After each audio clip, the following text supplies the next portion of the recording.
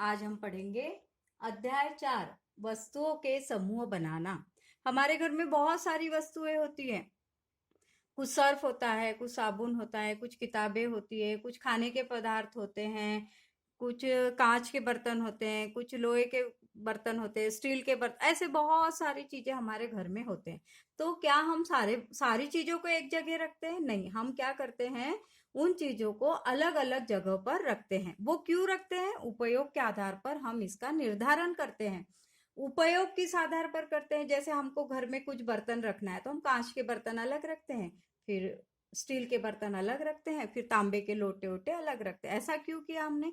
क्योंकि इनकी कभी कभी हमको हमेशा या कभी कभी ऐसी जरूरत के आधार पर हमने इसका निर्धारण किया। वैसे ही वस्तुओं के समूह में हम कुछ और निर्धारण करते हैं।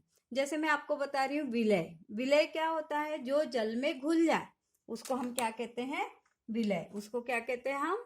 विलय। और जो जल में ना घुले उसको अविलय।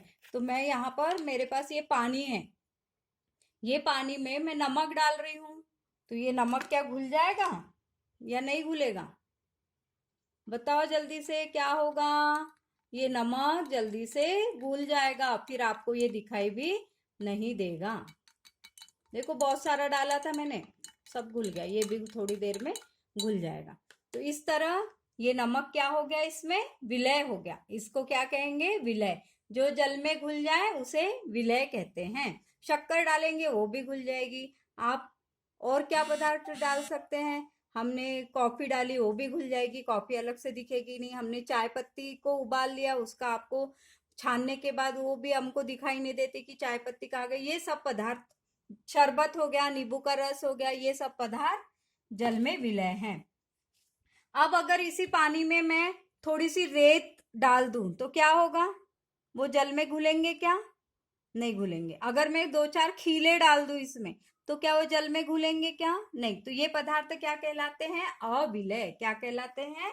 अविलय। जो पदार्थ जल में नहीं घुलते हैं उसे अविलय कहते हैं।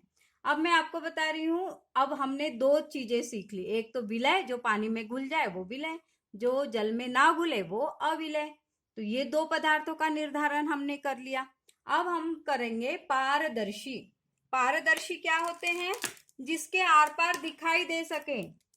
जैसे मेरे पास ये टेप है, मेरे पास ये पन्नी है, तो पन्नी के आर पार आपको दिखाई दे रहा है, ये पन्नी मैंने पकड़ी हूं, दिख रहा है? तो ये पारदर्शी है क्योंकि हमको इसके पार दिख रहा है। ऐसे पारदर्शी। मेरे पास एक कांच है, ये कांच में मैं एक मुकुट रख रही हूं, तो क्या ये मुकुट मेरे को दिखाई दे रहा है? हाँ दिख रहा है, ये देखो दिख रहा है आपको। तो ये क्या हुआ? पारदर्शी। जिसके आर पार हम देख सकते हैं उसको पारदर्शी कहते हैं। फिर है अपारदर्शी। अपारदर्शी किसे कहते हैं? अब जैसे मेरे पास ये बुक है, तो बुक के पार ये लिखा है अपारदर्शी, क्या आपको इससे दिखाई दे रहा है? नहीं। ये बुक ने क्या किया? इसको छुपा दिया है, अतः इसके आर पार हम नहीं देख पाते, इसलिए इसको हम क्या कहेंगे? ये पुस्तक क्या है? अपारदर्शी। फिर मेरे पास कुछ कपड़ा है, कपड़ा क्या है? अपारदर्शी। ये लकड़ी क्या है? अपारदर्शी। लोहे की कोई वस्तु क्या है? अपारदर्शी, क्योंकि इसके पार हम देख नहीं पाते हैं। तो हमने 2 चीजें सीख ली। पारदर्शी, जिसके आर पार दिख सके, जैसे कांच। पन्नी, साफ वाली पन्नी, उसके आर पार हम देखते हैं। हवा, हवा के पार भी देख सकते, तो वो पारदर्शी कहलाता है। फिर अपारदर्शी क्या? लकड़ी, लोहे की प्लेट, फिर स्टील की प्लेट, कपड़ा, पुस्तक, ये सब क्या है? अपारदर्शी। इसके आर पार हम नहीं देख सकते हैं। फिर पारभाषी क्या होता है? जिससे हमें धुंधला दिखाई दे, ऐसी चीजें जिससे हमें धुंधला दिखाई दे।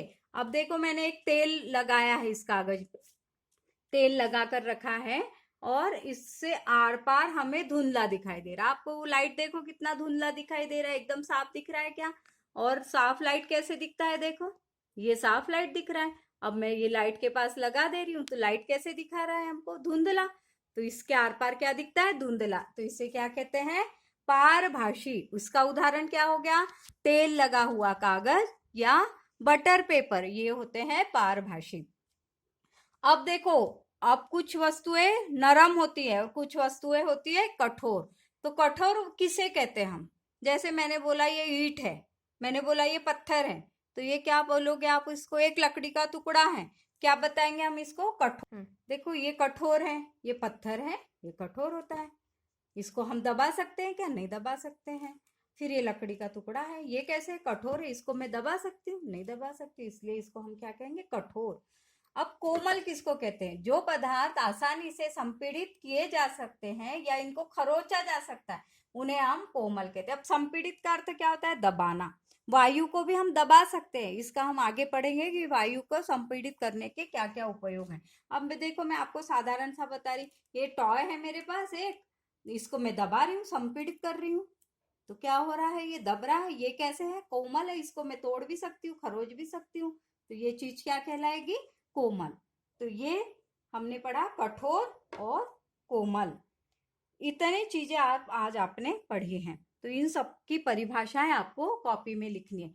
विलय किसे कहेंगे, अविलय किसे कहेंगे, उदाहरण सहित लिखिए। पारदर्शी की परिभाषा लिखिए, अपारदर्शी की परिभाषा, पारभाषी की परिभाषा, कठोर किसे कहते हैं, कोमल किसे कहते हैं, उदाहरण सहित सविस्तार लिखिए। ये आपको कॉपी में लिखना है। ठीक है बच्चों।